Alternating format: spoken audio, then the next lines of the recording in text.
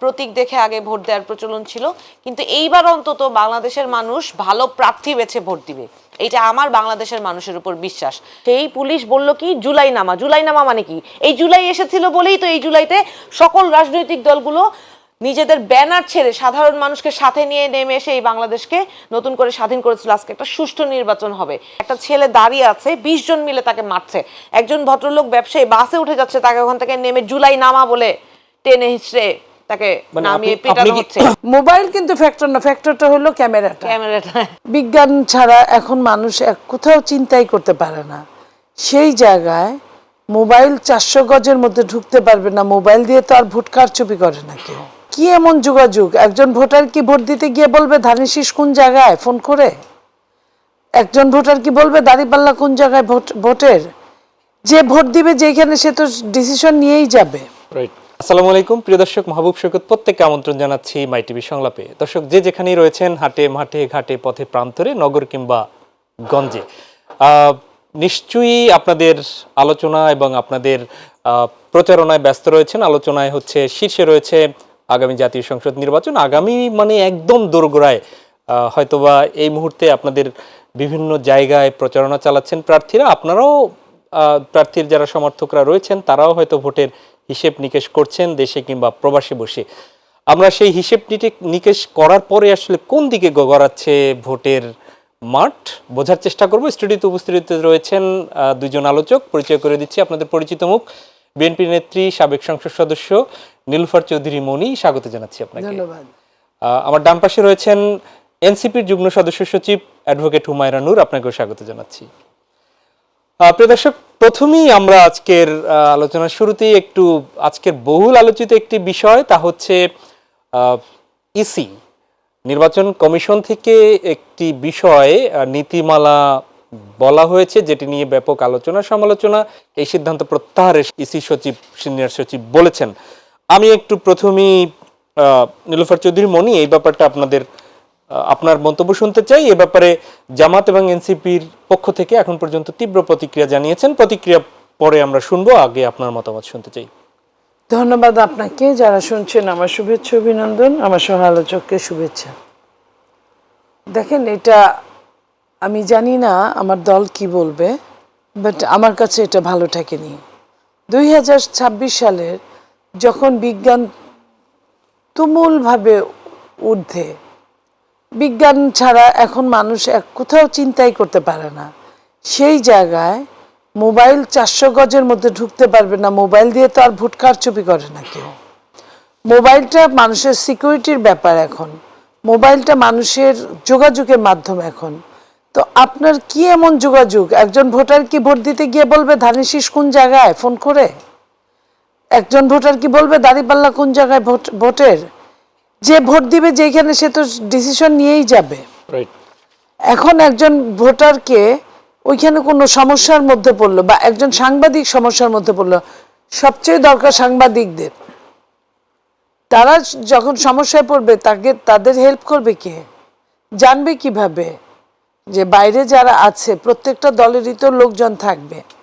তো এই জায়গাটায় আমি মনে করি ইসি যে কাজটা করেছে, এটা মোবাইল থাকলে এমন কোনো কিছু হবে না যে এটা দেখে দেখে লেখা যাবে, এটা নকল হয়ে যাবে, এরকম কিছু না। মোবাইলটা যখনই বন্ধ করে, আওয়ামী লীগও কিন্তু সাংবাদিকদের, আপনার মনে আছে, বন্ধ করেছিল, মোবাইল নিয়ে ঢোকা যাবে না, ছবি তোলা যাবে না। আমরা কিন্তু অনেক কেন্দ্রে প্রবেশেও বাধা দেওয়া হচ্ছিল। হ্যাঁ, হচ্ছিল। এবং আওয়ামী লীগ যে কাজটা করে গেছে ইঞ্জিনিয়ারিং এর জন্য, আর বাকি জীবন আর ইঞ্জিনিয়ারিং এর আর অন্য কিছু দরকার পড়ে না। এটা থেকে কি কেউ ফায়দা হাসিল করতে পারে? অবশ্যই। আপনার মনে করেন যে আপনি অনেক কিছু দেখেছেন, রেখেছেন ওখানে, আমি দেখে কোনো মেসেজ পাঠাতে পারলাম না যে এইখানে এই অনিয়ম হচ্ছে, এইখানে এই সমস্যাটা হচ্ছে, আপনারা আসেন। আবার আরেকটা জিনিস, একজন সাংবাদিক তো 20 জায়গায় 50 জায়গায় যাবে, তাই না? নিশ্চয়ই। তো সে যখন যাবে, তার তো যোগাযোগ রাখতে হবে তার অফিসের সাথে, তার অন্য দলগুলোর সাথে, যারা যারা যে মার্কা, সব মার্কাই তার কাছে সমান হওয়ার কথা। সেইখানে তার তো মোবাইলের বিকল্প হতে পারে না। সে তো দৌড়ে দৌড়ে, আপনি দৌড়ে কতক্ষণ কয়টা জায়গায় যেতে পারবেন? আপনার গাড়ি চলবে না, হুন্ডা চলবে না, আপনি যদি রিক্সাতেও যান, সাইকেলেও যান, কয়টা জায়গায় যাইতে পারবেন? সো এবং আপনাকে মোবাইলে খবর পাঠাতে হবে। আরও একটা সমস্যা ভোটারদের, মোবাইল ছাড়া এখন কোনো মানুষ কোথাও চলতে পারে না। এখন আপনাকে ভোট দেওয়ার 400 গজ আগে যারা বসে থাকবে তাদের কার কাছে কতগুলো মোবাইল জমা রাখা যাবে বলেন? সে আবার এসে নিবে। তো এই যে সমস্যাগুলা, এই সমস্যার সৃষ্টি ইসি কোনোভাবেই করতে পারে না। ওইখানে পুলিং এজেন্ট কি কাজ করবে? পুলিং এজেন্টের কাজই তো এটা, যে কোনো অনিয়ম, চরম বিশৃঙ্খলা এসব দেখলে সে সাথে সাথে খবর দিবে। এবং এটাও কথা, পুলিং এজেন্টদেরও তো মোবাইল থাকতে হবে, কারণ ওইখানে কি হচ্ছে বের হয়ে আস্তে আস্তেই তো সব শেষ। তো তাকেও তো মোবাইলে তার দলকে জানাতে হবে যে এইখানে একজনকে ইলিগালি ভোট দিতে গিয়ে ধরা পড়ছে, কিন্তু সরকার এটা মেনে নিচ্ছে, বা ওই দল এটাকে নিয়ে ঝগড়া করছে, আমি পেরে উঠছি না, তুমি আসো। ধন্যবাদ। আমি একই কথা অ্যাডভোকেট হুমায়ুনুর আপনার কাছে একটু জানতে চাই, তা হচ্ছে যে আপা যদিও শুভঙ্করের ফাঁকি কোনো কিছু আছে কিনা সেটি বলতে চাচ্ছেন, আবার মোবাইল নিয়ে যদি মোবাইল নিয়ে থাকে তাহলে মোবাইল নিয়ে ঢুকলেও তো ভোট কারচুপির সাথে এই মোবাইলের সংযোগ কিংবা না ব্যবহার করতে না দেওয়ার যে ঘোষণা একটা দিল, এর সাথে ভোট কারচুপি, ভোটের শৃঙ্খলা রক্ষা, এই কোনো কিছু কি খুঁজে পান আপনি? ধন্যবাদ আপনাকে। আমার সহ আলোচক, অত্যন্ত প্রিয় মানুষ, এবং আমাদের আজকে যারা দেখছেন সবাইকে সালাম এবং শুভেচ্ছা জানিয়ে শুরু করছি। প্রথমে আমি মনি আপাকে ধন্যবাদ দিব, কারণ মনি আপা, আমি দেখেছি যে উনি বিভিন্ন সময় দলের সিদ্ধান্তর বাইরে ওনার ব্যক্তিগত যেই নৈতিকতার জায়গা থেকে যেইটা উচিত মনে করেন এটা উনি বলার সৎসাহস রাখেন। আমি মনে করি যে বাংলাদেশের আসলে এই সৎসাহসিকতা নিয়ে যদি আমরা রাজনীতিটা করতে পারি তাহলেই সামনে এগিয়ে যাওয়া সম্ভব বাংলাদেশের মানুষের। এখন যেই জিনিসটা খুবই অ্যালার্মিং সেটা হচ্ছে একটা স্ট্যাটাসে আস্তে আস্তে দেখছিলাম, ফেসবুক স্ট্যাটাসে এক ভদ্রলোক বলছে যে আমরা আদাবরে এখন থাকি আমার চাকরির সুবাদে, কিন্তু আমার মা পুরান ঢাকার ভোটার, আমি কি আমার মাকে মোবাইল ছাড়া, এই বৃদ্ধ মাকে ভোট দিতে পাঠাবো পুরান ঢাকায় মগের মুল্লুক? এটা হচ্ছে মানুষের অভিব্যক্তি। এবং আমি নিজে ধরেন আমার সন্তান 18 বছর হয়েছে, ও ভোট দিতে যদি যায়, ওকে কি আমি মোবাইল ছাড়া মানে বাসার বাইরে একা অ্যালাউ করা, আমি কি শান্তিতে থাকতে পারবো? আমার মাথা ঠিক থাকবে? কোথায় যায় কোন বিপদে পড়ে, কোথায় 400 গজের মধ্যে মোবাইল নিতে পারবে না, বাইরে দাঁড়ায় কে মোবাইলটা পাহারা দিয়ে দাঁড়ায় থাকবে? তারপরে মাঝখানের রাস্তায় যে কোনো দুর্ঘটনা ঘটবে না সেটার নিশ্চয়তা কে দিবে? এটা কোন ধরনের মানে পিওরলি একটা ননসেন্স একটা আইডিয়া। এবং এই আইডিয়া ইসিকে কে দিল এবং কার পারপাস সার্ভ করার জন্য ইসি এই কাজটা করলো, এটা আমার একেবারেই আমার মাথায় ঢুকতেছে না। আমার খুবই অ্যালার্মিং যে জিনিসটা আমার লাগছে সেটা হচ্ছে কিছুদিন ধরে সরকার, ইসি, গণমাধ্যম এবং সাধারণ মানুষের বিপক্ষে দাঁড়িয়ে যে অবস্থানগুলো নিচ্ছে এগুলো খুবই খুবই সন্দেহজনক। আপনি দেখেন যে ইনকিলাব মঞ্চের যেই মিটিংটা ছিল, মিছিল তো না, ওরা ওখানে অবস্থান করছিল, সেটা বৃহস্পতিবার শুরু হয়েছে। হ্যাঁ, পরবর্তীতে এইটা শুক্রবার দিন যেহেতু বিএনপির ইশতেহার ঘোষণার দিন ছিল, এটাকে ওনারা নেগেটিভলি দেখেছেন, যে এই দিনে এই বিশৃঙ্খলাটা হওয়াটা এইটা ওনারা নেগেটিভলি দেখেছেন। কিন্তু ওনাদের এই নেগেটিভলি দেখাটাও আপনি চিন্তা করেন এই নেগেটিভটা হইলো কেন? সরকার বৃহস্পতিবার কিন্তু পারতো ছেলেদেরকে ডেকে নিয়ে বসতে এবং ভদ্রভাবে ভালোভাবে বুঝিয়ে বলতে যে ইনকিলাব মঞ্চের এরা যারা আছে, আপনি জানেন এরা কতটা আমরা তাদের সাথে দেখা করে কথা বলতে যখন গিয়েছে, আমাদের দলের ওই ওনারা যেখানে আন্দোলন করছে ওই আসনের প্রার্থী, তাকে ওনারা ফিরিয়ে দিয়েছে। কোনো রকম সাহায্য সহযোগিতা নিতে তারা নাকচ করেছে, কারণ কোনো দলের লেজুর তারা হবে না।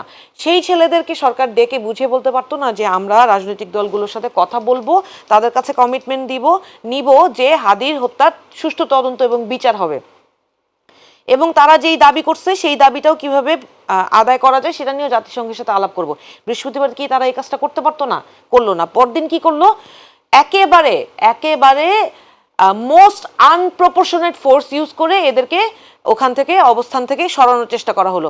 শুনেন, সংবিধানে লেখা আছে যদি আপনি কোনো রায়ট, ধরেন আপনি এটা রায়টই যদি সংজ্ঞায়িত করেন ওদের এই অবস্থানকে, রায়টকে কন্ট্রোল করার জন্য আপনি সাংবিধানিকভাবে আপনি রিজনেবল ফোর্স ইউজ করতে পারবেন, এর বেশি আপনি কিন্তু ইউজ করতে পারবেন না। সংবিধান আপনাকে সেই অধিকার দেয় না। আপনি তো যদি তাদের উপরে যেইভাবে কাঁদানো গ্যাস, লাঠি চার্জ করা হইলো, একটা ছেলে দাঁড়িয়ে আছে 20 জন মিলে তাকে মারছে, একজন ভদ্রলোক ব্যবসায়ী বাসে উঠে যাচ্ছে, তাকে ওখান থেকে নেমে জুলাই নামা বলে টেনে হিচড়ে তাকে মানে নামিয়ে আপনি পেটানো কি হচ্ছে। আপনি কি এটার সাথে নির্বাচনকে কোনোভাবে আপনি তাদের কার্যক্রমকে আমি করতে সন্দেহ চাচ্ছেন? করছি, সরকার এবং নির্বাচন কমিশনের সমস্ত কার্যক্রমকে আমি সন্দেহ করছি, এবং এটা ভেরি ভ্যালিড সন্দেহ। আপনি দেখেন এই কাজটা তো শেখ হাসিনা করেছিল ছাত্রদের সাথে, অন্যায্যভাবে ফোর্স ইউজ করা, পুলিশ বাহিনীকে ব্যবহার করে, এবং পুলিশ বাহিনী যে আচরণটা করেছে, বাস থেকে টেনে যে লোকটাকে নামানো হলো, সরকারের লাভটা কি? আপনি একটু দেখেন, বাস থেকে যে লোকটাকে নামানো হলো, সেই পুলিশ বলল কি জুলাই নামা। জুলাই নামা মানে কি? এই জুলাই এসেছিল বলেই তো এই জুলাইতে সকল রাজনৈতিক দলগুলো নিজেদের ব্যানার ছেড়ে সাধারণ মানুষকে সাথে নিয়ে নেমে এসে এই বাংলাদেশকে নতুন করে স্বাধীন করেছিল। আজকে একটা সুষ্ঠু নির্বাচন হবে, সেইটার জন্য আমরা অপেক্ষা করছি। এই মুহূর্তে এই পুলিশ বাহিনী যে আচরণটা করলো, সেটার দায় এই পুলিশ বাহিনীকে নিতে হবে এবং সুষ্ঠু তদন্ত করে বের করতে হবে যে কারা জুলাইয়ের বিরুদ্ধে অবস্থান নিচ্ছে, কারা বলছে যে আয় হাদির লাশ নিয়ে যা।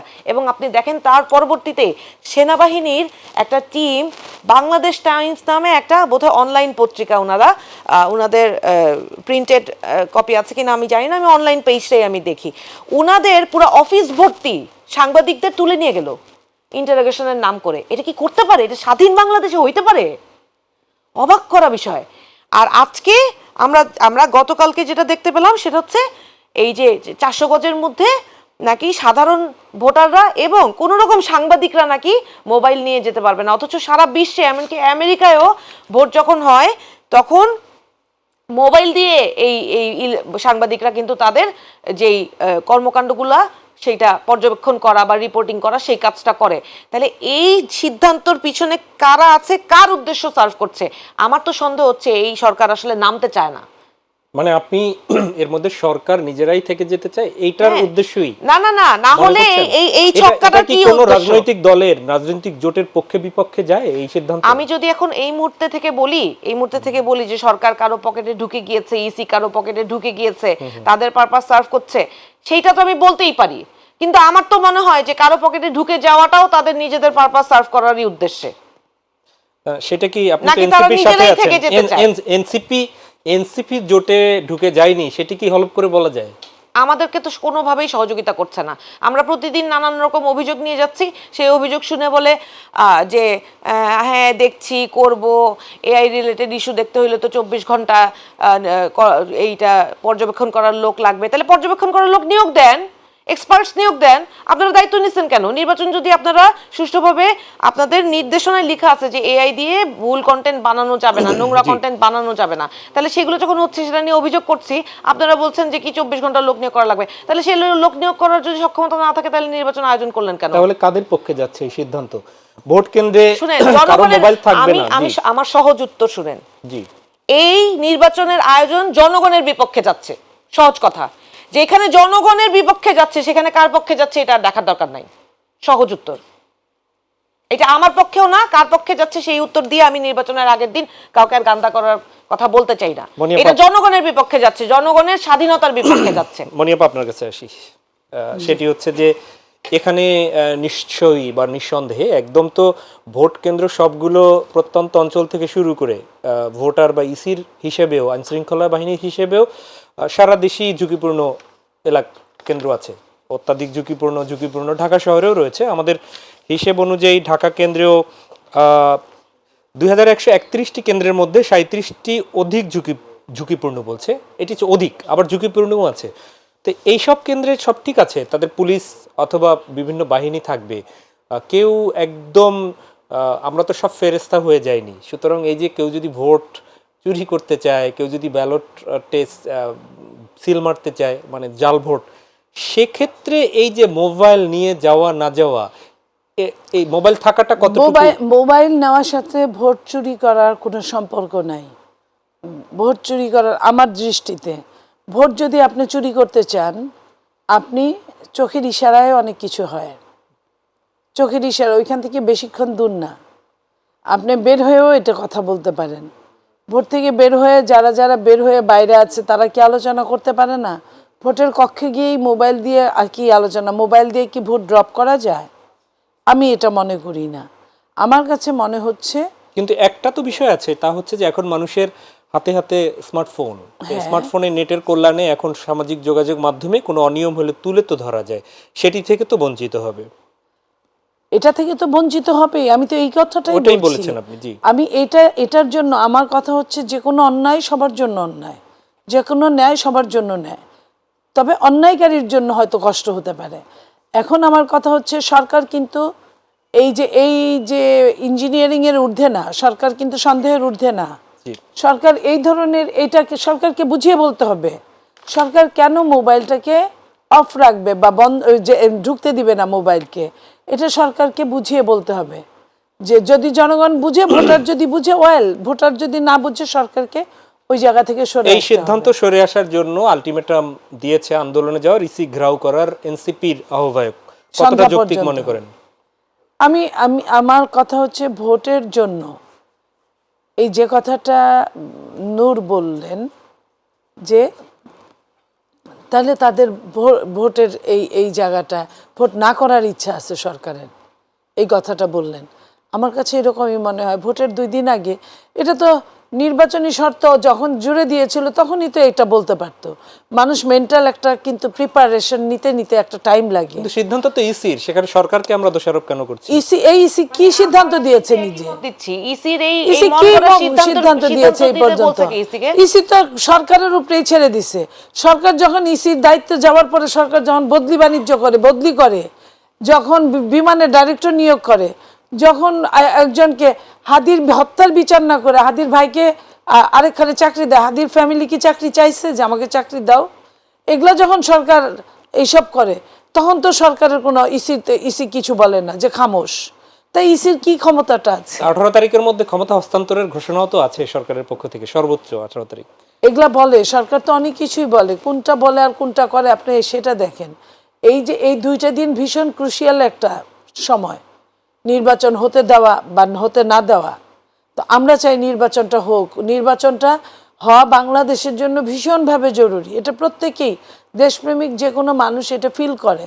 কিন্তু সরকার কতটুকু ফিল করে? ফিল যদি করতো নির্বাচনের 3 দিন আগে আপনার বিদেশের সঙ্গে আপনার কি বলে চুক্তির হতো না, চুক্তির জন্য কথা হতো না।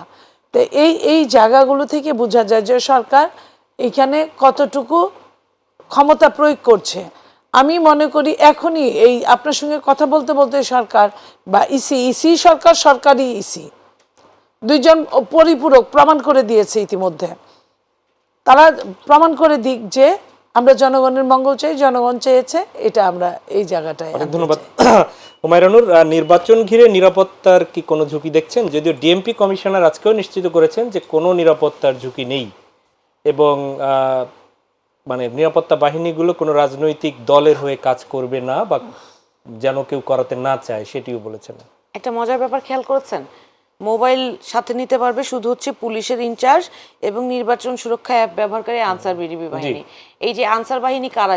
যারা সচিবালয়ে আন্দোলন করতে সচিবালয়ে ঢুকে গিয়েছিল তারা।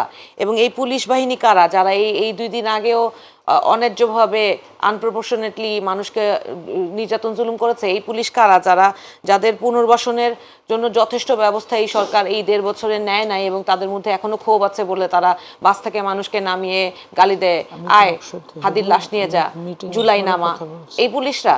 সুতরাং উনাদের নিজেদের কতটুকু সদিচ্ছা আছে বাংলাদেশে একটা সুষ্ঠু নির্বাচন করার বা বাংলাদেশের মানুষের পক্ষে কাজ করার, কোনো সরকারকে সার্ভ না করার, সেইটা এখনো আমার কাছে সুস্পষ্ট না।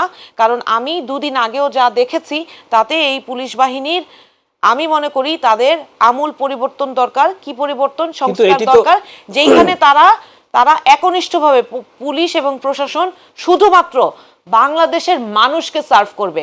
কোনো অবস্থাতেই কোনো সরকারের হয়ে কোনো রাজনৈতিক দলের হয়ে কাজ করবে না। কিন্তু এটাও তো ঠিক যে এই সন্ত্রাসীরা মোবাইল দিয়ে বা কমিউনিকেশনের মাধ্যমে কোনো ভোট কেন্দ্র দখল অথবা সেখানে বিশৃঙ্খলা তৈরির জন্য কমিউনিকেশন রক্ষা করে, এটিও তো তাদের একটি যুক্তি। এইটা তাদের এই যুক্তির বিরুদ্ধে প্রমাণ কি যে মোবাইল নিয়ে মানুষ অসহযোগিতা করে? সারা বাংলাদেশে এত খুনাখুনি হয়ে গেল, সবার হাতে মোবাইল থাকুক বা না থাকুক, এত ইন্টেলিজেন্স টিম। হাদি হত্যার আগে ধরেন প্রত্যেকটা জায়গায় ইন্টেল ছিল যে হাদির উপরে শঙ্কা আছে, এবং 30 জনের হিট লিস্ট ছিল। আমাদের দলের ভাইদের উপরেও হিট লিস্ট ছিল, এবং অনেক বড় বড় অ্যাক্টিভিস্ট যারা আছে, যারা জুলাইতে সক্রিয় ছিল, তাদের ব্যাপারে ইন্টেল আছে। কি ব্যবস্থা নিয়েছে তারা? কি সুরক্ষা দিয়েছে? এবং এই যে প্রত্যেকটা রাজনৈতিক দলের যারা প্রধান আছে তাদেরকেও যথাযথ সুরক্ষা দেওয়ার জন্য বারবার প্রধান উপদেষ্টার দ্বারে গিয়ে চাইতে হয়েছে যে এদেরকে যথাযথ সুরক্ষা নিশ্চিত করা হোক। এগুলো এত বেশি আনপ্ল্যান্ড আর আর আর নট ওয়েল ডিজাইন যে এইটা আসলে দুঃখের কথা বলে শেষ হবে না। ভোট জালিয়াতি করার সুযোগ, এটা আপনাদের হাসনাত আব্দুল্লাহ বলছেন। অবশ্যই সুযোগ আছে। মোবাইল থাকবে না মানেই হচ্ছে কোনো অনিয়ম হইলে সেটা সাক্ষী কেউ দিতে পারবে না, সেটা কেউ থামাইতে পারবে না, এবং তাদেরকে ব্যবহার করে কিন্তু ক্যামেরা আছে, ওই ক্যামেরা দিয়ে বলছে না ও যে প্রত্যেকটা মোবাইল এখন স্মার্টফোন, সেই যুগ, মোবাইলের ক্যামেরা আছে, ক্যামেরা দিয়ে যে কোনো মানুষ যে কোনো একটা অন্যায়ের ছবি তুলতে পারে এবং পরক্ষণেই দেখা যাবে ওটা ইউটিউবে চলে গেছে, সামাজিক যোগাযোগ মাধ্যমে অথবা টিকটকে চলে গেছে, মেইনস্ট্রিম এবং টেলিভিশনে এটাই সারা বাংলাদেশ প্রতিক্রিয়া পড়বে। মোবাইল কিন্তু ফ্যাক্টর না, ফ্যাক্টরটা হলো ক্যামেরাটা। ঠিক। দর্শক, আমিও করি, আমিও তো ধরা খাবো, আমি তো ভয় পাচ্ছি না, তাহলে কারা ভয় পাচ্ছে? আমরা মনিয়াপ্পা আপনার কাছে একটু ফিরি, তা হচ্ছে যে ভোটের সমীকরণ একদম তো দোরগোড়ায়, হয়তো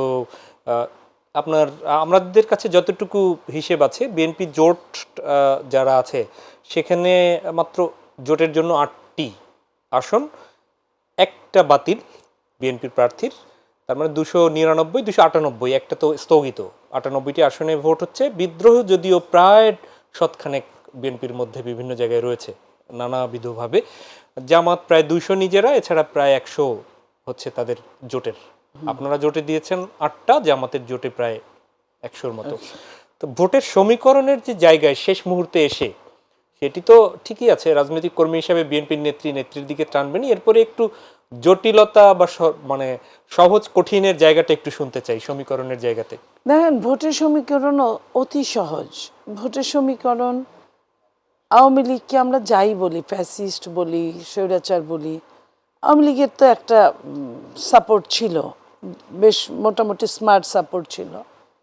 তারা যেহেতু নাই, ভোটের সমীকরণটা আমি বলতে চাই যে বিএনপি একদম চোখ বন্ধ করে পাশ করে যাওয়ার মতো, যদি কোনো ইঞ্জিনিয়ারিং না হয়। যদি ইঞ্জিনিয়ারিং হয় তাহলে আমার কাছে সমীকরণ মিলবে না।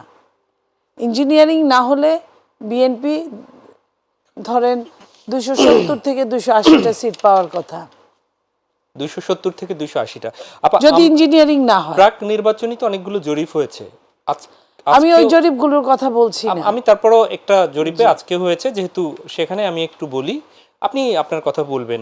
একটি জরিপ হয়েছে, এর আগে ওরা একাধিক জরিপ করেছে, প্রজেকশন বিডি এবং জাগরণ এদের সহযোগিতায় প্রাক নির্বাচনী জরিপ। তারা বলছে বিএনপি জোট, এটি তাদের কথা, আমার না, 44.1% আপনারা এগিয়ে জামাত জোটের থেকে। তারা হচ্ছে 43.9, মানে 1% এদিক ওদিক। জামাত জোট তারা বলছে 100 এই তো 44, তারা বলছে 43, বিএনপি জোট এবং জামাত জোট মিলে। এখন জরিপ তো হয় কি, জরিপের একটা জিনিস, এই দেশে মানুষ হলো প্রায় 20 কোটি, ভোটার হলো 12 কোটি সামথিং। সেইখানে জরিপ করে হলো কোথাও কেউ 50 জনের উপর, কেউ 100 জনের উপর, কেউ 1000 জনের উপর, কেউ 500 জনের উপর, 63,000 জনের উপর করেছে। ঠিক আছে, কেউ 50,000-এর ঊর্ধ্বে করে। সেটা কোন জায়গাটাই করে জরিপ, ওইটার উপর ডিপেন্ড করে। লাইক আপনার মগবাজার যদি জরিপ করে জামাতের অফিসের কাছে, তাহলে সব কিন্তু জামাতের পক্ষে আসবে।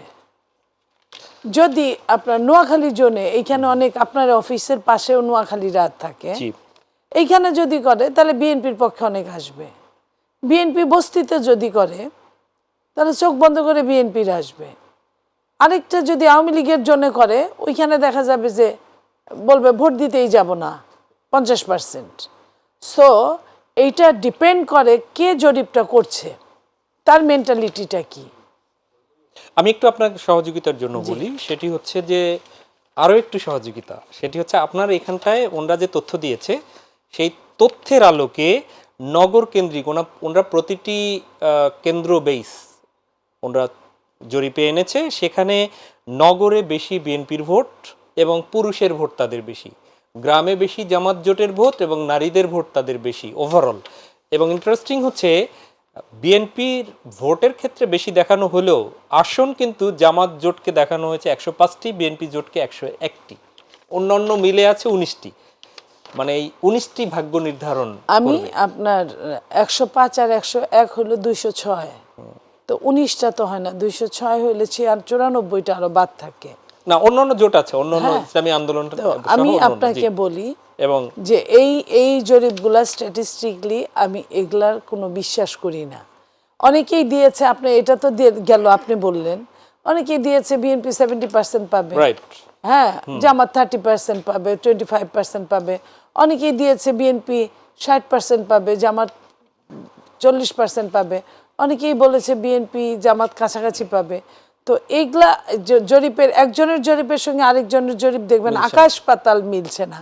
তো আকাশ পাতাল তো গরমিল হওয়ার কথা না। সো এটা বাদ দিয়ে আমরা কথা বলি। আপনি বিএনপির ভোটের যে হিসেবটা, বিএনপির জোট এবং জামাত জোটের, এটি কি কেমন পার্থক্য মনে করছেন এই শেষ সময়ে এসে? চোখ বন্ধ করে তো 150টি পেলে ঠিক আছে, 150টি প্লাস যদি হয়, সেটি চোখ বন্ধ মানে কি এত ইজি ভোটের? 270টা পাবে না। আর আর আমি বলেছি যদি ইঞ্জিনিয়ারিং না হয়, আমি এটা বলেছি, তাহলে 270, তাহলে 270 থেকে 80টা। ওকে, একটু আমি এটা বলেছি যদি ইঞ্জিনিয়ারিং না হয়।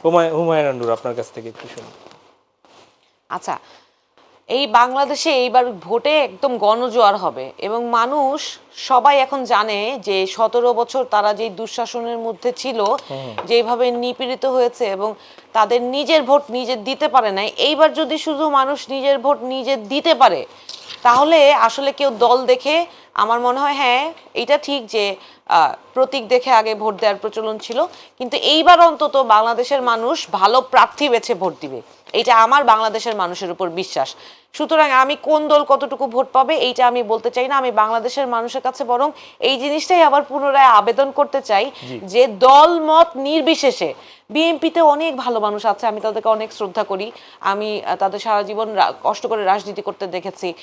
জামাতে অনেক ভালো মানুষ আছে, তাদের নীতি নৈতিকতা অনেক ভালো, তাদের বিরুদ্ধে কোনো অভিযোগ কখনোই শুনি নাই। তাদেরকেও আমি ভোট দেওয়ার জন্য আমি তাদের প্রতি আমি সেই সম্মানবোধ আছে, মানুষের প্রতি আবেদন আছে। এনসিপির ছেলেরা তো ধরেন এরা জানের ভয় করে নাই, এরা এখন পর্যন্ত জানে যে কালকে যদি হাইরে যায় আমারে কি করবে তার ঠিক নাই। হ্যাঁ, মানে কি করবে তার ঠিক নাই। যারা অস্ত্র নিয়ে ঘুরে, যাদের কাছে অস্ত্র মেরামত করা যায়, তারাই সবার আগে গুলি করে মেরে ফেলার সম্ভাবনা আছে। ধরেন ঢাকা 8 আসনই যদি ধরি, সেখানে একজন প্রার্থী অলরেডি নিহত হয়েছে। তার হাদির হত্যাকারীদের এখন পর্যন্ত ধরেন ধরার ব্যবস্থা, তদন্তর ব্যবস্থার আগে যে প্রশ্নটা, সেটা হচ্ছে হাদির হত্যাকারী একদিনের মধ্যে বাংলাদেশের বর্ডার পার করতে পেরেছে। এইটা কত বড় অ্যালার্মিং বিষয় বুঝেন। সেই জায়গায় যে নাসিরউদ্দিন পাটোয়ারি দাঁড়িয়েছে এবং যেইভাবে ফাইট দিচ্ছে, এইটা তো একটা অনেক পুরনো আসন। সেই জায়গায় মির্জা আব্বাসের বিরুদ্ধে উনি দাঁড়িয়ে যে যুদ্ধটা করছেন, সেই যুদ্ধের পরবর্তী ফলাফল যাই হোক, উনার উপরে একটা নেগেটিভ যে এফেক্ট হইতে পারে উনি হেরে গেলে, সেইটা তো সারা বাংলাদেশের মানুষ বুঝতে পারছে না। কিন্তু উনার দাবিটা কি? উনার দাবিটা হচ্ছে যে মানুষের দরজায় দরজায়, কানে কানে, ঘরে ঘরে এই কথাটা পৌঁছায় দিক যে এই আসনে অন্তত এই বাংলাদেশের মাটিতে কোনোভাবেই যেই আসুক না কেন দুর্নীতি, চাঁদাবাজি আর করতে পারবে না। সেক্ষেত্রে আপনি পরে দেখছেন, ভোটের পরে কিন্তু এই যে নাসিরউদ্দিন পাটোয়ারি এই মুহূর্তে তার বক্তব্য দিয়ে যাচ্ছেন, প্রচারণা চালাচ্ছেন, সে তো একদম ঠিকভাবেই করতে পারছেন, সেক্ষেত্রে তো কোনো বাধার সম্মুখীন হচ্ছে না। বাধার সম্মুখীন দেখেন কি কি ইনসিডেন্টস হয়েছে, তার সাথে কি রকম দুর্ব্যবহার করা হয়েছে। সেই দুর্ব্যবহারের বিপরীতে আবার আমি একদমই বলবো না যে উনিও উনার সাথে আরেকজন যিনি প্রতিদ্বন্দ্বী প্রার্থী আছে তার সাথে সবসময় খুবই সুন্দর ব্যবহার করেছেন বা ভালোভাবে কথা বলেছেন। এইটা উনি উইথ টাইম ইম্প্রোভাইজ করেছেন। উনার হয়তো মানুষের কাছ থেকে অনেক বেশি অভিযোগ, চাঁদাবাজি বা দুর্নীতির যে অভিযোগ উনি শুনতে পেয়েছেন, সেইটা জানার কারণে উনি হয়তো সেইটারই বহিঃপ্রকাশ করতে গিয়ে উনি প্রতিদ্বন্দ্বী প্রার্থীর নাম না উচ্চারণ করে এই এলাকা থেকে চাঁদাবাজি, দুর্নীতির যে রুট সেটা উপড়ে ফেলবে, এই কথাটা উনি বলতে পারতেন। তো এই জায়গাটা আমি অবশ্য দ্বিমত করি যে প্রতিদ্বন্দ্বী প্রার্থীর নাম ধরে এভাবে কথাটা না বলাটাই ভালো হতো। তবে উনি যেটা করতে চেয়েছেন সেটা হচ্ছে মানুষকে সচেতন করা এবং মানুষের জন্য যুদ্ধটা করা, এবং এই যুদ্ধে উনি জয়ী হবেন এটা আমি 100% বিশ্বাস করি। আপনি একক ব্যক্তির কথা বললেন এবং তো, সর্বাগ্রে জোটের জায়গা থেকে 11 দলীয় বেছে নিতে বলেছেন, সেই ভালো প্রার্থী কি বিএনপির বেশি না আপনারা? আমি এটাই বলছি যে সারা বাংলাদেশের মানুষ বিএনপি, জামাত, এনসিপি এবং জোটের শরিক অন্যান্য সকল দলের যে যে ভালো মানুষ, যে নৈতিকতার স্কেলে যিনি ভালো, তাকেই যাতে বেছে নেয়। এখন এটা আপনার তো স্পষ্ট প্রশ্ন যে কতগুলো আসন কে পাবে। এখন সেই জায়গাটায় আসি।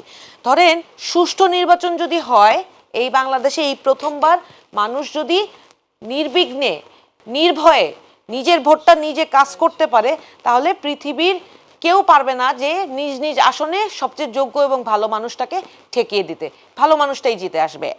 এই সুষ্ঠু নির্বাচনটা কিভাবে হবে, আইডেন্টিটি নিয়ে একটা কথা এখানে উঠে এসেছিল, সকাল থেকেই হচ্ছিল বা কিছুদিন ধরেই দেখতে পাচ্ছি যে বিএনপির পক্ষ থেকে একটা অভিযোগ করা হচ্ছে।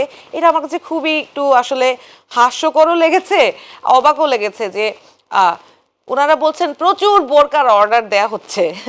আমি যদি একটু মানে একটু পরের বারে আপনার কাছে এই আইডেন্টিটির বিষয়টি আসি, আপনি কিন্তু সরাসরি আপার 280 বা 70 পাবে, সেই ক্ষেত্রে আপনার কোনো আপত্তি নাই বিএনপি পাওয়ার ক্ষেত্রে? আমি স্পষ্ট করে বলি, আমি স্পষ্ট করে বলেছি যেই দলেরই হোক ভালো মানুষ উঠে আসুক।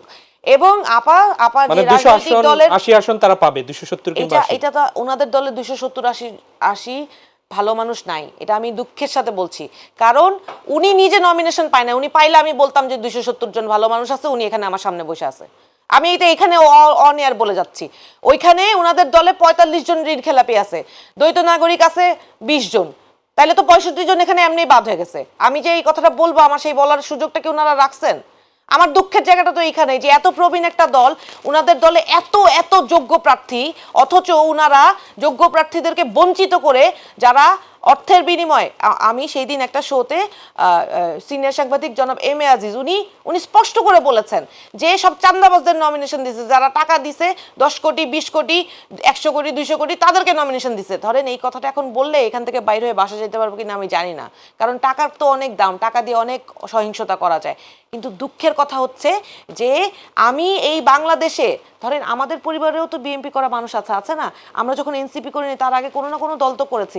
এই বিএনপিকে তো আমরা বিএনপির ভালোই চাই, জামাতেরও ভালো চাই, দেশের পক্ষে যারা রাজনীতি করবে সবার ভালো আমরা চাই। আমরা একটা মধ্যপন্থার রাজনৈতিক দল করেছি, যাতে এই যে যারা অন্যদের বুদ্ধি যে ভুলগুলো আছে সেই ভুল থেকে আমরা শিখে একটা ভালো দল করতে পারি। আইডেন্টিটির কথাটা আউটরাইট 270 ওনারা পাবেন না, এটা ওনাদের নিজেদের ভুলের কারণে জিতবে তারা, তাই তো বিএনপি ভোটে জিতবে, এটা ওনারা জিতার সম্ভাবনা নাই। কারণ মানুষ যদি সৎ এবং যোগ্য প্রার্থীকে বিবেচনা করে, তাহলে আসলে মানুষ ন্যায্যতার ভিত্তিতে ভোট দিলে 11 দলীয় জোট জিতবে। আমি এটা আমার বিশ্বাস। আপনাদের অনেকগুলো মানে অনেকগুলো গ্যাপের কথা বললো, সেটা শুনলেন আপনি?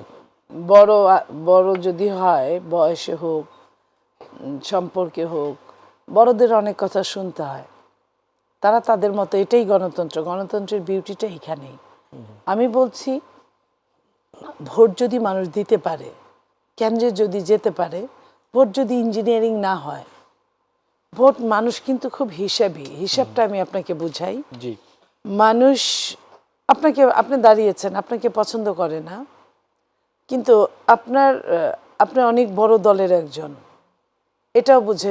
আপনি যদি পাস না করেন তাহলে সে হয়তো ভালোভাবে থাকতেও পারবে না, বা আপনি যাকে পছন্দ করছেন সে তাকে পাস করালেও আপনাকে সেভ করতে পারবে না। মানুষ এই হিসাবগুলো, আমি বলছি না করুক, কিন্তু এই হিসাবগুলো মানুষ, সাধারণ পিপল, খুব সাধারণ, তারা এই হিসাবগুলো করে। তো এই হিসাবগুলো করলে একটা বড় দলের দিকেই যায়। আমি কিন্তু বলি না যে বড় দলকেই ভোটটা দিক। হুমায়ুন বলেছে যে দল না, এবার ব্যক্তিকে বেছে নিবে। আমি বলি ব্যক্তি বলতে তো কেউ নাই, ব্যক্তি তারাও একটা দল। এবং তারা নারীদেরকে যে অসম্মান করে প্রতি মুহূর্তে, প্রতি পদক্ষেপে, নারীর ভোটটা যে বেশি আপনি জানেন নিশ্চয়ই। শিক্ষিত নারীরা তো পৃথিবী উল্টে গেলেও ভোট দিবে না। বিএনপি যদি চাঁদাবাজি করে তাদের ঘরবাড়ি তুলে নিয়ে আসে তাও ভোট দিবে না। কারণ বিএনপিকে ভোট দিলে তাও তো তারা দুনিয়াতে এইখানে থাকতে পারবে, আর না দিলে তারা তো ঘর থেকে বের হতে পারবে না। এই জিনিসগুলো আমাদের সহালোচকদের বুঝতে হবে, জানতে হবে। মানুষ তার হিসাবটা করবে। এই কারণেই আমি বলেছি যদি ইঞ্জিনিয়ারিং না হয়, এখন যে ঘটনাগুলো ঘটছে একটা দলকে পাইয়ে দেওয়ার জন্যই তো ঘটনাগুলো ঘটছে। সেই দলটাকে পাওয়ানোর জন্য সর্বশেষ মোবাইল পর্যন্ত বন্ধ রাখছে। সেটি কিন্তু বিএনপির দিকে আবার জামাত এবং এনসিপি নেতারা ইঙ্গিত করেছে, একটা পক্ষ নির্বাচনে হেরে যাওয়ার হতাশা থেকে ভোট হাইজ্যাক করার এই পরিকল্পনা করছে, এটি ডক্টর শফিক আজকে বলেছে। আমি একটা জিনিস অবাক লাগে, একটু আমি করে প্রশ্ন একটু করতে চাই আপাকে, সরি, যে বিএনপির পক্ষ থেকে কি এই যে মানে এই যে BNP হয়তো বা এখন দিবে। হয়েছে সেই সার্কুলারটার বিরুদ্ধে এই মুহূর্তে এটি পর্যন্ত অন্য কোনো পক্ষেও নাই, protest- বিএনপির পক্ষে আমরা এটি পক্ষে- না, আমি বিএনপির পক্ষ থেকে এই পর্যন্ত কোনো কিছু দেখতে পাই না, অবশ্যই দিবে, এটাই খুবই অবশ্যই অবাক করা বলবে। বিষয়। জি। এখন আমার কথা হচ্ছে যে রাজনীতি তো এমনই, আপনার একজন আরেকজনকে ব্লেম গেম করে। এই ব্লেম গেম তাদের সঙ্গে ব্লেম গেমে আপনি পেরে উঠবেন না, তাদের জুড়ি নাই ব্লেম গেমে। তারা নিজেরা যে অন্যায়টা করবে ওটা অন্যের ঘাড়ের উপর দিয়ে চাপিয়ে দিবে সব সময়। এবং আপনি দেখেন এখনই করে এখনই অসত্য বলছে। যেমন ধরেন আপনি ফেসবুকে লিখলো, টুইটারে, তারপরে বললো এটা হ্যাক হয়ে গেছে। হ্যাক হওয়া জিনিস এত তাড়াতাড়ি ফেরত আসে না। আচ্ছা আমি ধরলাম হ্যাক কিন্তু হয়েছে, একজন কিন্তু গ্রেফতার হয়েছে, আমি ধরলাম, শুনেন, গ্রেপ্তার হয়ে আবার ছেড়ে দেয় কিভাবে? আপনি আমাকে বলেন। আপনার সঙ্গে কোনো সংশ্লিষ্টতা না পেলেই তো ছেড়ে দেয়। গ্রেপ্তার হয়ে একদিনে জামিন দেওয়া, যেখানে তার রিমান্ডে দেওয়ার কথা সেখানে সেটি তো ছেড়ে দেওয়া। আপনারা আইন প্রণেতা, আইনজীবী, তারা ভালো জানেন যে কোর্টে আসলে কি হয়। আমি জেনেই এই কথাটা বলছি, ছেড়ে দিল কেন? তার মানে কি ওখানে ধোঁয়া, সুতরাং ওখানে আগুন। ওখানে ওই ভদ্রলোকের কোনো দোষ নাই, দায় নাই। এটা আইন চেয়েছিল, শৃঙ্খলা বাহিনী ছেড়ে দেয় না, এটা হাইকোর্ট থেকে চেয়েছিল, জামিন পেয়েছে। এটা চেয়েছিল। শুনেন, জামিন সরকার না জামিন চাইলে কিন্তু হাইকোর্ট হাদির থেকে, হত্যাকারীও পেয়েছে। আমি বলি জামিন কিন্তু হাদি হত্যাকারী, ওরা হাদি হত্যাকারী না, হাদি হত্যাকারীর বাপ মাকে ধরে নিয়ে গেছে। হত্যাকারী না, হাদির হত্যাকারীর নামে আগে আমি মামলা ছিল, সে জামিন পেয়ে হাদিকে হত্যা হ্যাঁ, করেছে। সেটা এটাই বলতেছিলাম মামলা আমি। ছিল। সরকার যাকে মনে করে জামিন দিবে তাকে দিতে পারে, যাকে মনে করে না আমি তার সম্পর্কে বলতে চাই না, তাও কথাটা আসছে। আপনি দেখেন এইটা যত বড় খারাপ কাজ হয়েছে, এটা আইটির মামলায় পড়ে যায়, সেটার চেয়ে কম খারাপ কিন্তু আনিস আলমগীরের মামলার হতে পারে। আনিস আলমগীরের কিন্তু ছাড়ে নাই, অথবা পান্নাদের যে ধরেছিল, কিংবা একজন মুক্তিযোদ্ধা লতিফ সিদ্দিকী, তাকে যখন ধরলো তাকে কিন্তু কোনো সুনির্দিষ্ট কারণে ধরে নাই, তারা একটা সেমিনার করতে গেছে, সেমিনার থেকে ধরে নিয়ে গেছে, তাদের কিন্তু কারো এই 15 দিন 1 মাসের আগে ছাড়ে নাই। তাহলে এই লোকটাকে একদম টাটকা একটা জায়গায় মাত্র ঘটনাটা ঘটেছে আপনার ছেড়ে দেওয়ার অর্থ হচ্ছে একদিনে সে এইখানে সঙ্গে সংশ্লিষ্টতা ওইভাবে পায় না। আমি একটু যদি প্রশ্ন করি, একদিনের ব্যবধানে সে সংশ্লিষ্টতা আছে কি নাই তদন্ত না করেই ছেড়ে দিল বা কি করে আপা? আমার তো প্রশ্ন এইখানে, অনেক আপনি যেমন বললেন, যদি সরকারের নিরপরাধ ইচ্ছা লোক- অনিচ্ছার উপর ডিপেন্ড করে, এটা জি।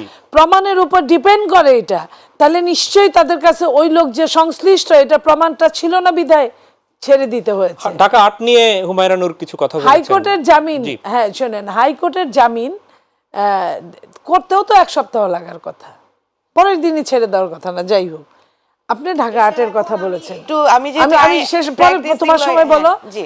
ঢাকা 8-এর ব্যাপারটা, ঢাকা 8টা মির্জা আব্বাসের জন্য একটা, আমি মনে করি তার যে বয়স, তার যা ব্যক্তিত্ব, তার সব কিছু মিলে তার জন্য একটা মানে কি একটা মানে ঘটনা, এটা বলতে পারবো না যে এরকম সিলি একটা প্রার্থী হতে পারে। এটা সারাটাক্ষণ এটা বলছে, ওটা বলছে, সেটা বলছে, মানে একটা মানুষ, আপনার রাস্তার একটা কুকুরকে যদি অন্য একটা মানুষ যদি লাথি দিয়ে থাকে, তার সামনে এসে সমস্যার সৃষ্টি করার কারণে, এমন নয় যে কুকুর বিড়ালের লাথি দেয় না কেনা, সে কারো পালা কুকুরও না, সেটাকে সাবান দিয়ে গোসল করায় বুঝাইতে হবে।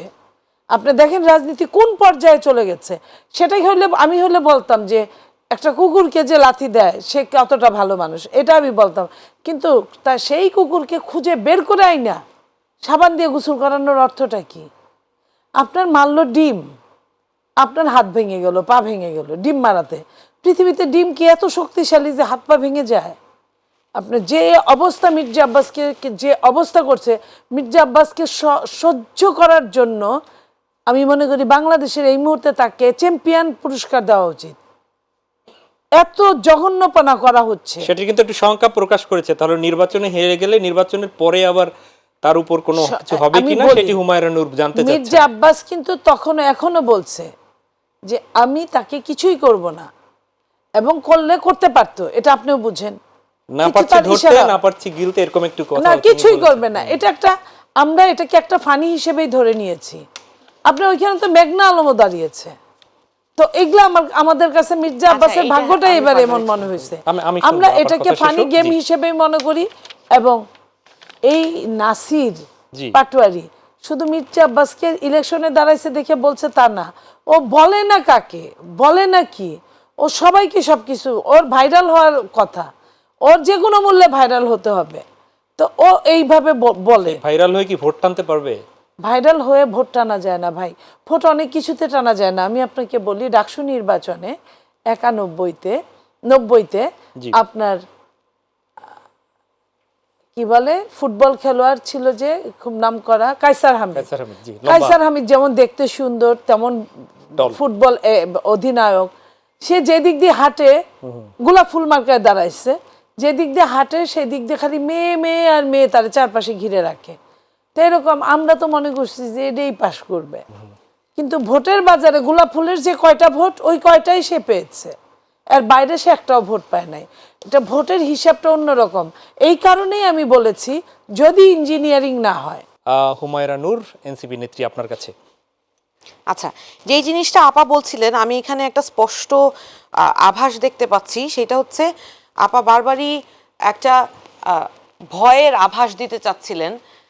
এটা আমার মনে হয়েছে যে মানুষের জন্য একটা ভয়ের একটা আভাস দিতে চেষ্টা করা হয়েছে। সেটা হচ্ছে যে মানুষ, একটা কথা আমার কাছে এমন কানে লাগলো, সেটা উনি বলেছেন যে বিএনপি যদি চাঁদাবাজি করে মানুষের ঘরও তুলে নিয়ে যায় তারপরেও নাকি মানুষ অন্তত শিক্ষিত নারীরা নাকি, হ্যাঁ, শিক্ষিত নারীরা নাকি 11 দলীয় জোটকে ভোট দিবে না। শুনেন, আমি আপনাকে বলি, মানুষ এখন এই ভয়ের রাজনীতির বিপক্ষে দাঁড়ানো শিখে গিয়েছে।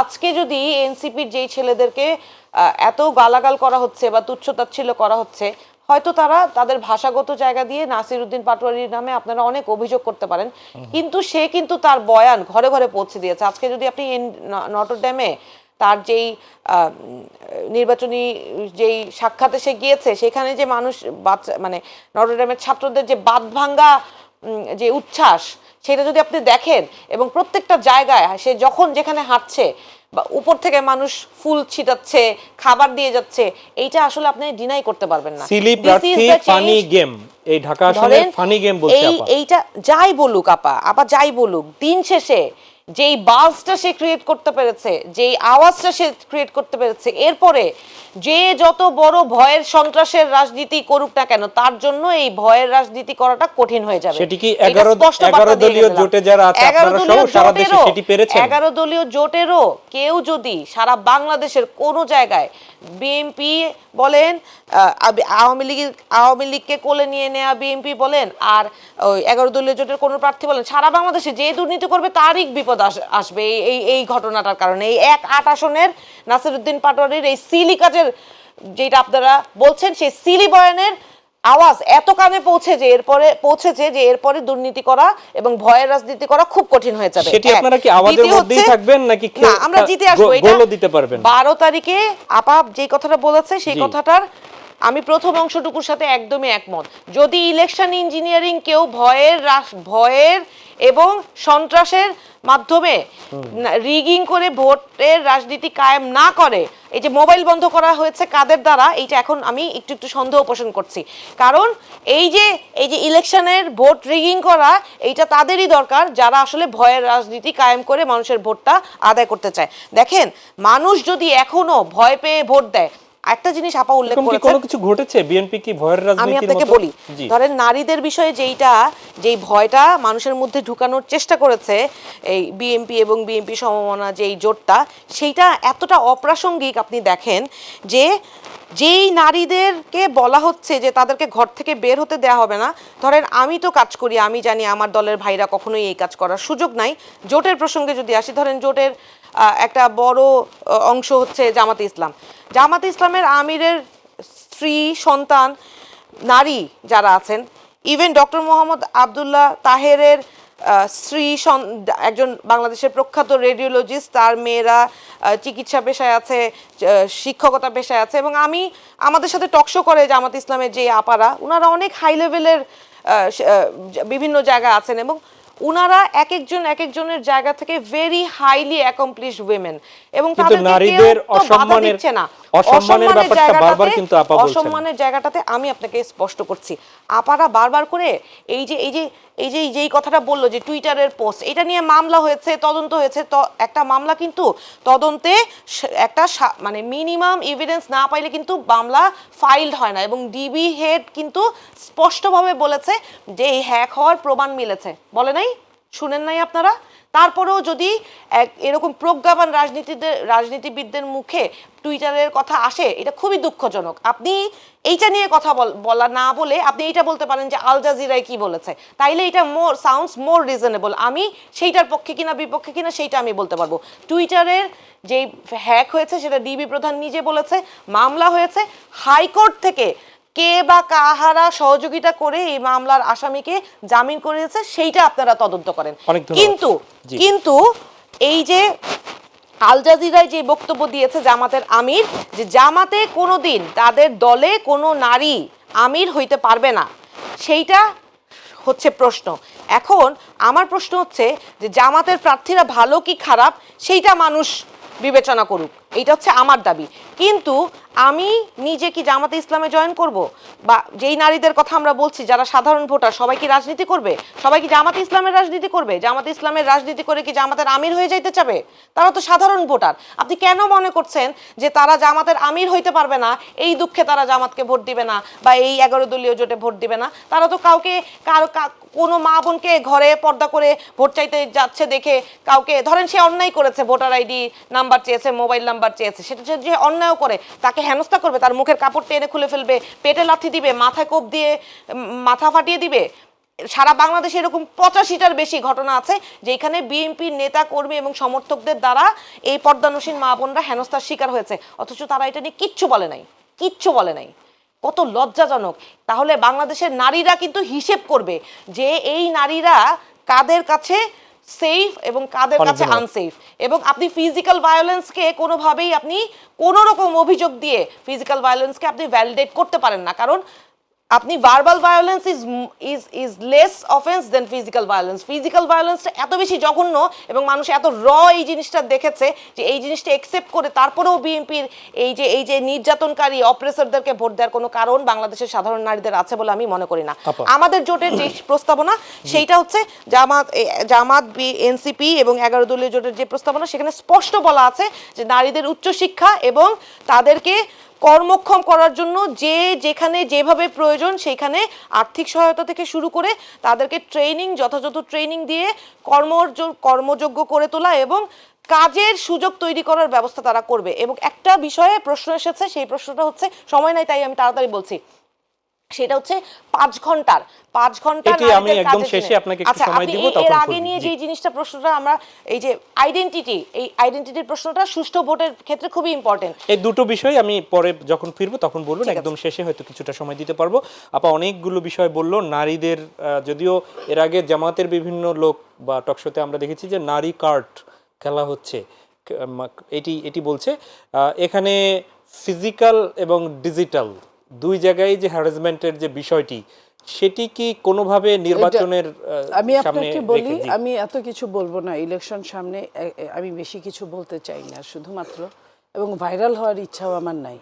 আমি শুধুমাত্র এইটুকু বলতে চাই যে বিএনপি আমি করেছি বহু বছর, এখনো করি। বিএনপির পুরুষরা নারীদের সম্মান দিতে জানে।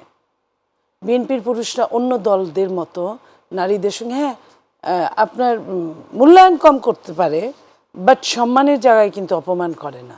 অসম্মানের ঘটনা কি অন্য জোটের কোথাও দেখেছেন? যে কোনো নারী, আমি যে কোনো নারীর কথা বলছি। তো নারীদের যে, আমি যেহেতু ওইখান থেকেই বেড়ে উঠেছি, আমি ছোটবেলা থেকেই রাজনীতি করি, সেখান থেকে আমার এই বয়সটা পর্যন্ত আমি এসেছি, সেই জায়গায় বললাম এটা সম্পূর্ণ মিথ্যা কথা, অসত্য। বিএনপির কোনো লোক নারীদের গায়ে হাত তুলতে পারে না, এটা তাদের নিজেদের। আমি তোমার সময় একটা কথাও বলি, একটা কথা বলি, ভিডিও এভিডেন্স দেখানোই উচিত। যদি এই ঘটনা ঘটতো তাহলে তারা মামলা করত। নারীরা যে ন্যাশনাল আইডি কার্ড এবং বিকাশ নাম্বার যখন চাইতে আপনি মনে করেন 50টা ঘরে গেলে 25টা 30টা ঘর বিএনপির এমনিই হয়ে যায়। আপনি যখন গরম দিনে শীতের গল্প করবেন, শীতের কাঁথার কথা কবেন, তখন কিন্তু এটা চলসই হবে না। খুদ বিএনপির ঘরে যায় যখন আপনার বিকাশ নাম্বার চাবেন, তখন কিন্তু ওইখানে আপনার ধরা খাওয়ার সম্ভাবনা থাকে। যখন ওইখানে হইচই হয়েছে, নারীরাই নারীদের জন্য হইচই করেছে যে ওরা কেন নাম্বার চাচ্ছে, আপনি এক্ষণ বের হন বাসা থেকে, আপনি আসবেন না। পুরুষরা হয়তো বা তর্ক করেছে, আপনি এই ধরনের বলতে পারেন না, আপনি আসবেন না, এবং বলছে এরপরে যদি কিছু হয় 999-এ ফোন দেওয়ার। এটা তো খারাপ কিছু বলে নাই, এটা তো আইনের কথা বলেছে। আপনি ইল্লিগ্যাল কাজ করতে যাবেন, আপনি ইল্লিগ্যাল কাজে নারীদের ব্যবহার করবেন, অথচ এই নারীদেরকে আপনি পতিতার সাথে তুলনা করবেন। আপনার সমস্ত কর্মজীবী নারীরা পতিতা, তো ওরা কর্মের কাজ করতে যায় নাই, আরেক বাড়িতে গেছে নিশ্চয়ই, কোনো অর্থের বিনিময়ে, কোনো কিছুর বিনিময়ে, পদের বিনিময়ে গেছে। তো সেই জায়গায় আপনি তাদেরকে দিয়ে এই কাজগুলো করাচ্ছেন, অড জব করাচ্ছেন, এটা জঘন্যতর একটা কাজ। সেই কাজগুলো করাচ্ছেন, আর 999-এ ফোন দিলে খুব বেশি অপরাধ হয়ে যাবে। যে কোনো অন্যায়ের প্রতিবাদ করার জন্যই তো এই ফোন নাম্বারগুলা। তো আমি খুব স্পষ্টভাবে বলছি, যদি কারো থাকে, যদি এই ধরনের ঘটনা ঘটে, তাহলে মামলা করে দিক, মামলা করে দিক ওই লোকগুলার। কারণ স্থানীয় মানুষ কিন্তু স্থানীয় মানুষদের চিনে, আমি আপনি না চিনতে পারি, হুমায়রা নূর না চিনতে পারে, ওইখানের মহিলা ওই পুরুষদের চেনার কথা, ওই পুরুষরা কোন বাড়ির মহিলা সেটা জানার কথা। তাহলে তারা মামলা কেন করছে না? মামলা করে দেখ, মামলায় জবাব হবে। বড় বড় তাদের মতো বড় বড় অ্যাডভোকেট আছে, সমস্যা তো নাই, এই ধরনের কথা বলার তো দরকার নাই। মামলা যখন হবে, যখন রায় হবে, যখন বিচার হবে, যখন জেল হবে, এটা নিঃসন্দেহে জেল হওয়ার মতো একটা কাজ। যদি কোনো পুরুষ নারীর গায়ে হাত তুলে থাকে অন্যায়ভাবে, তাহলে একটা দুইটা ঘটনা সত্য হয়ে থাকে, সেটি তো বিএনপির জন্য পজিটিভ যাবে না। এটা তো অসম্ভব ব্যাপার। আমি বললাম তো, আমি বিএনপি করি, বিএনপির নামে এই যে এর আগে বললো মূল্যায়ন করেন, আমি চুপ, আমি কিছু বলি নাই। কিন্তু চরম অসত্যকে আমি মেনে নিতে পারি না। আপনার বিএনপি কখনোই কোনো নারীর সঙ্গে অন্যায় আচরণ করতে পারে না, করে না, এটা তাদের মধ্যেই নাই, তাদের সংজ্ঞার মধ্যেই পড়ে না। আর সেইখানে অন্য দলের হ্যাঁ হতে পারে, গলাবাজি হতে পারে, আমি অস্বীকার করব না। আপনি যখন আমার বাড়িতে আপনি আমার বিকাশ নাম্বার চাইতে আসবেন, তখন আমি আমার মধ্যে সততা থাকলে আমি চিৎকার করতেই পারি, আপনাদের আমি দলের আপনাকে বলতেই পারি। নির্বাচন পরিচালনা কমিটির মুখপাত্র তিনি বলেছেন যে একটি দল ইঙ্গিত করে বলেছেন যে অসংখ্য বোরকার অর্ডার দিয়েছে। হ্যাঁ, এটি আসলে এটা আমরা জানি, এটা আমরা শুনেছি, এবং আমরা মনে করি ভোটের যে আপনার ডেফিনেশন আছে, যে শর্ত আছে, কন্ডিশন আছে, সেইখানে কিন্তু কোনো নেকআপ পরা মহিলা ভোট দিতে যেতে পারবে না। নেকআপ পরা মহিলারা কি বিএনপি ভোট দেয় না? আমি ভোট দেওয়া অবস্থায় নেকআপ পরতে পারবে না। আমি বিএনপি হোক, জামাত হোক, এনসিপি হোক, বাম হোক, সবার জন্য একই কথা প্রযোজ্য। সবার জন্য ভোট দিতে যাবেন, আপনার সম্পূর্ণ মুখমণ্ডলটা আপনি ওপেন রেখে যেতে হবে, ভোটটা দিবেন। আপনাকে কেন্দ্রের মধ্যে, আপনাকে কেন্দ্রের ভেতরে, আমি বাইরের কথা বলি নাই, আমি বাইরের কথা বলি নাই, কেন্দ্রের ভেতরে আপনি যখন ভোটটা দিবেন, আপনাকে প্রিজাইডিং অফিসার, পুলিং এজেন্ট আপনাকে চিনতে হবে। আপনি 5 বার 5টা বুরকা বদল করে আপনি ভোট দিয়ে যাবেন, তা হবে না। আপনাকে মুখ দেখায় আপনার হাতের কালিটা আগে নিজেদের টেস্ট করে দেখতে হবে, অমুছনীয় না মুছনীয়। এর আগে আমরা বিভিন্ন বিশ্ববিদ্যালয়ে দেখেছি কালি দেওয়ার আগেই কালি মুছে যায়, আপনি নিশ্চয়ই মনে পড়েছে। এর আগে আমরা ঢাকা বিশ্ববিদ্যালয়ে দেখেছি 29,000 ভোটের জায়গায় 80,000 ব্যালট পাওয়া যায় নীলক্ষেতে। আপনার কি মনে হয় মাঝে মাঝে এই যে নেকাব হিজাব এটি নিয়ে যখন কথা আসে, তখন হিজাব নেকাব পরা যারা, এরা কি অটোভাবে বিএনপির আবার বৈরী হয়ে যাচ্ছে না? তো আমি একটা কথা বলি, নো, নেকাব কেন, হিজাব, নেকাব, প্যান্ট, শার্ট, 3 পিস, শাড়ি, আপনি যে কোনো কিছু শালীন পোশাক আপনি পরতেই পারেন, আপনাকে বিএনপি কিচ্ছু বলবে না। বিএনপির অনেকেই নেকাব পরে, তো অনেকেই হিজাব পরে, হ্যাঁ, কিছুই বলবে না। আমরা শুধুমাত্র ভোটের দিনটার কথা, ওই জায়গাটায় বুথের ভেতরে ঢোকার পরে ওইখানের কথা বলছি। বাইরে কে কোন পোশাক পরলো এটা নিয়ে আমাদের মাথা ব্যথা নাই। আমরা এত ধর্মান্ধও না, আবার আমরা এত বেশি উদারও না, আবার স্মার্টও না। আমরা নরমাল, আমরা জাল ভোট রোধ করার জন্য আমরা যে মানুষটা ভোট দিবে আমরা তার মুখ দেখতে চাই। অনেক ধন্যবাদ। একদমই ছোট্ট কথাই শুনতে চাই, অনেকগুলো বিষয় বলতে চাচ্ছেন, ছোট ছোট করে একটু যদি বলেন। আমার দুঃখ লাগে যে সমস্ত পত্রিকায়, সারা বাংলাদেশের সমস্ত পত্রিকায় আপনারা যে জিনিসটা দেখেছেন, সচিত্র প্রতিবেদন দেখেছেন, সেইটা নিয়েও আপনারা প্রশ্ন করতে পারেন না যে তাহলে সমস্ত পত্রিকাগুলো কি ভুল রিপোর্ট দিল, যে নারীদের প্রতি যে সহিংসতা, এটা আপনারা তাকে জিজ্ঞেস করবেন, এটা কি ভুল করেছে, এটা কি তাহলে ভূতের নামে ভূতেরা করেছে, বাংলাদেশে যারা এটা করেছে এটা কি জিনভূত তারা, আমি জানি না, আমি সত্যিই জানি না। তবে আমার কাছে মনে হয়েছে যে একটা দল ভীষণ ধর্মভীতি দেখাচ্ছে। এখানে স্পষ্ট আইনে লেখা আছে, ধরেন বিএনপি জামাতের নেতারা কি আগে কখনো ভোট দেয় নাই? যারা যারা নারীরা যারা পর্দা করে, যারা নিকাব দেয়, তারা কি আগে ভোট দেয় নাই? আমি শুনলাম যে বিএনপির একজন নেতা বলছে যারা নিকাব করে তারা নাকি প্রস্টিটিউট। হ্যাঁ, উনি বলেছে ওনার দলকে এটা নিয়ে কোনো ব্যবস্থা নিয়েছে, তাহলে দল এটা ওন করে না, সেই দলকে রিপ্রেজেন্ট করতে গিয়ে একটা জায়গায় সেই কথা বলেছে, সেই কথাটা যে দল ওন করে না সেটা নিয়ে বিবৃতি দিয়েছে, আমি তো দেখি নাই। এখন উনি কোনো পদে নাই সেটি কিন্তু বলছেন। দল কিন্তু উনাকে রিপ্রেজেন্ট করতে বিএনপির হয়ে বিভিন্ন জায়গায় পাঠায়। আবার দেখেন আপনাদের এখানেও আসে, সব মিডিয়াতে যায়, তাহলে কিভাবে আমরা জানবো যে উনি দলের কেউ না? আচ্ছা আচ্ছা, তারপরে দেখেন এইভাবে এই যে বিএনপির বড় বড় নেতারা বলছে যে অনেক বোরকার অর্ডার হচ্ছে। আমি অবাক হয়ে গেলাম যে বোরকার অর্ডার হইলে উনাদের অসুবিধা কি? যারা বোরকা, ধরেন বাংলাদেশে 17 বছর পর একটা সুষ্ঠু নির্বাচন হচ্ছে, মানুষের জন্য তো এটা উৎসব, যারা পর্দা করে তাদের জন্য তো এটা একটা উৎসবের বিষয়, তাই না? তারা এইটা আমি নতুন শাড়ি কিনছি, আমি এক জানি মিনিটের আপা মধ্যে নতুন একটু শাড়ি বলবেন। পরে জি। বা নতুন জামা পরে আপা ভোট দিতে যাবে, তাহলে যারা বোরকা পরে তারা নতুন কাপড় পরে ভোট দিতে যাবে। পোলিং অফিসাররা তাদের দায়িত্ব হচ্ছে তাদের আইডেন্টিটিটা এনশিওর করা, মুখের কাপড়টা সরিয়ে পোলিং অফিসার দেখবে। এবং এতে কি যারা পর্দা করে সেই নারীরা বা যেই দলের নারীদের মধ্যে বেশি হিজাব নিকাব করা নারীরা আছে তারা কেউ দ্বিমত করছে? আমি তো শুনি নাই কেউ দ্বিমত করে বলছে যে না আমি পোলিং অফিসারের সামনে আমি নিকাব খুলে আমার আইডেন্টিটি এনশিওর করব না। তাহলে শুধু শুধু এই কথাগুলো বলে আপনারা তো নিজেদেরকে ছোট করছেন এবং নিজেদেরকে ধর্মবিদ্বেষী হিসেবে প্রমাণ করছেন, এগুলো তো দুঃখজনক। অনেক ধন্যবাদ অ্যাডভোকেট হুমায়রা নূর এবং অসংখ্য ধন্যবাদ নীলুফার চৌধুরী মনি দুজনকে। প্রিয় দর্শক, এই ছিল আমাদের আজকের আয়োজন। দেখা হবে পরবর্তীতে। আমরাও মনে করি যে আলোচনার টেবিলে আলোচনা থাকবে, ভোটের টেবিলে ভোটের মাঠে ভোটও চাইবে। সবশেষে একটি সুস্থ সুন্দর এবং উৎসবমুখর ভোট অনুষ্ঠিত হোক, যার মাধ্যমে বাংলাদেশ আবার গণতান্ত্রিক ধারায় ফিরবে, যে গণতান্ত্রিক ধারার নির্বাচনের মাধ্যমে আগামীতে একটি নতুন সরকার বাংলাদেশ পাবে, যে সরকারের মাধ্যমে একটি গণতান্ত্রিক এবং কল্যাণমূলক বাংলাদেশ গড়ে উঠবে। সেই প্রত্যাশা রেখে শেষ করি আজকের মাই টিভি সংলাপ। আল্লাহ হাফেজ।